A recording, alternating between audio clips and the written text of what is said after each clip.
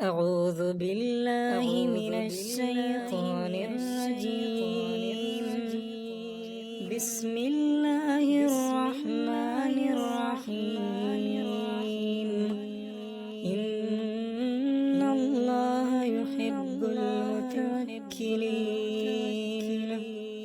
بے شک اللہ عز و جل توکل کرنے والوں کو پسند کرتا ہے، اور یاد رکھو سب سے بہترین مقام تو اللہ عز و جل کی محبوبیت کا مقام ہی ہے، اور جس نے یہ درجہ حاصل کر لیا اس کے لیے اللہ کافی ہو جاتا ہے۔ اللہ پر توکل رکھنا ایمان کی سب سے بڑی نشانی ہے۔ کچھ نہ ہوتے ہوئے بھی یہ امید ہونا کہ میرا رب سب کچھ کر دے گا۔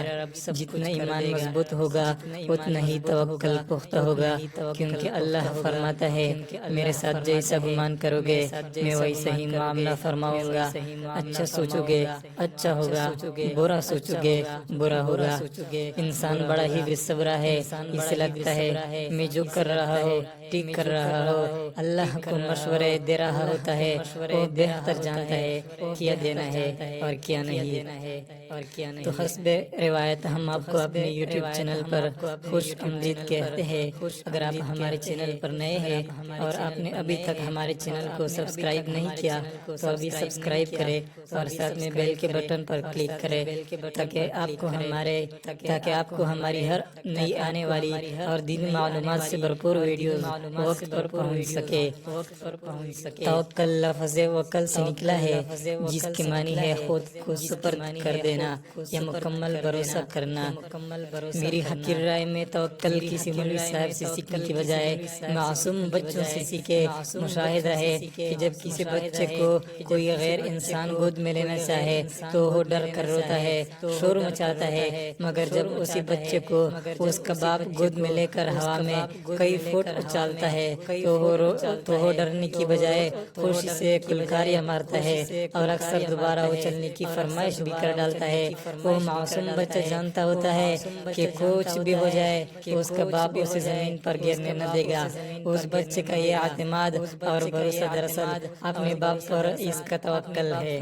اللہ عز و جل کی ذات پر بھروسہ کی بابت احادیث مبارکہ بھی بے شمار ہے، جن میں سے کچھ ہم یہاں بیان فرما دیتے ہیں۔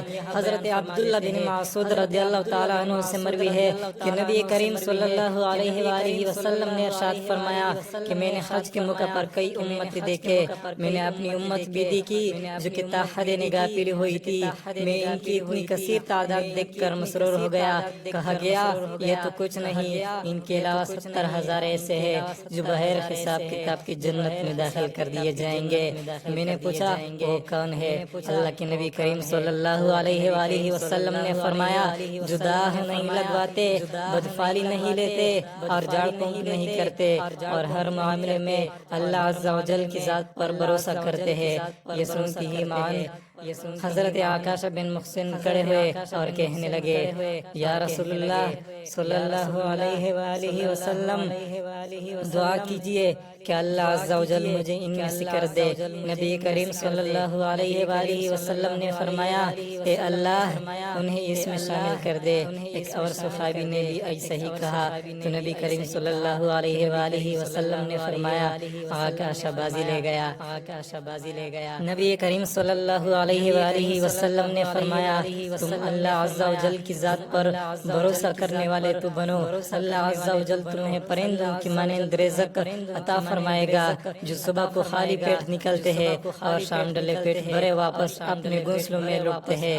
روایت ہے کہ نبی کریم صلی اللہ علیہ وآلہ وسلم کے گھر میں جب تنگدستی ہوتی تو نماز کے لیے کھڑے ہوئے جاتے اور فرماتے مجھے تو اسی کا حکم دیا گیا ہے وَأْمُرْ أَهْلَكَ بِالصَّلَاةِ وَاصْطَبِرْ عَلَيْهَا، اور اپنے گھر والوں کو نماز کا حکم دیجیے اور اس پر قائم رہے۔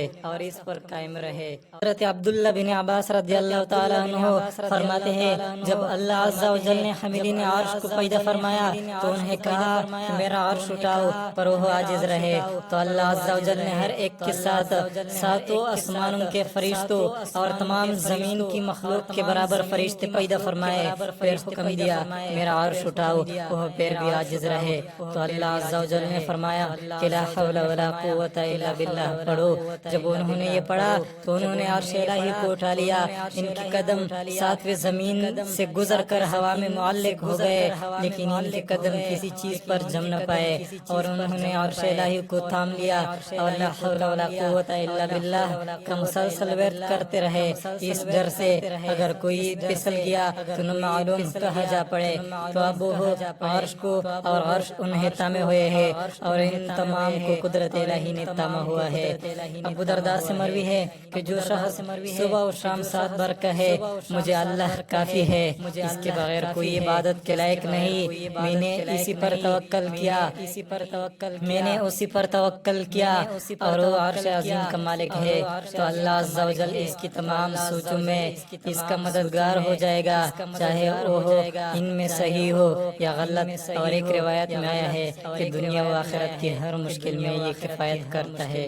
جب حضرت ابراہیم علیہ السلام کو منجنیق توپ کی ایک قسم کے ذریعے آگ میں پھینکا گیا تو حضرت جبرائیل علیہ السلام نے آ کر پوچھا کچھ مدد درکار ہے تو حکم کیجیے۔ حضرت ابراہیم علیہ السلام نے فرمایا مجھے اللہ ہی کافی ہے۔ اسی پر اللہ عز و جل نے ارشاد فرمایا وَإِبْرَاهِيمَ الَّذِي وَفَّى، اور ابراہیم علیہ السلام کی جنہوں نے حق اطاعت و رسالت پورا کیا۔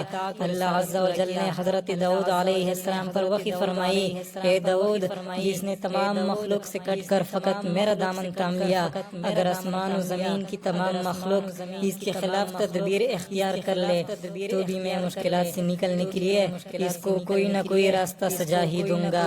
حضرت سعید بن جبیر رحمۃ اللہ علیہ کا بیان ہے کہ مجھے بچھو نے ڈنک کاٹا، میری ماں نے قسم دے کر کہا کہ ہم منتر پڑھوائیں گے، میں نے دوسرا ہاتھ آگے کر دیا، لیکن حضرت خواص رحمۃ اللہ علیہ نے دعا کے طور پر سورہ فرقان کی 58 نمبر آیت پڑھی اور دم کیا وتوکل علی الحی الذی لا یموت، اور اس خدائے زندہ پر بھروسہ رکھو جو کبھی نہیں مرے گا، اور اس کی تعریف کے ساتھ تسبیح کرتے رہو، اور وہ اپنے بندوں کے گناہوں سے خبر رکھنے کو کافی ہے۔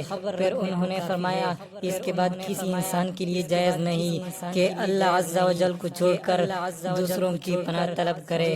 حضرت ابراہیم بن ادہم رحمۃ اللہ علیہ کا بیان ہے کہ میں نے کسی راہب سے دریافت کیا کہ تو کہاں سے ہے؟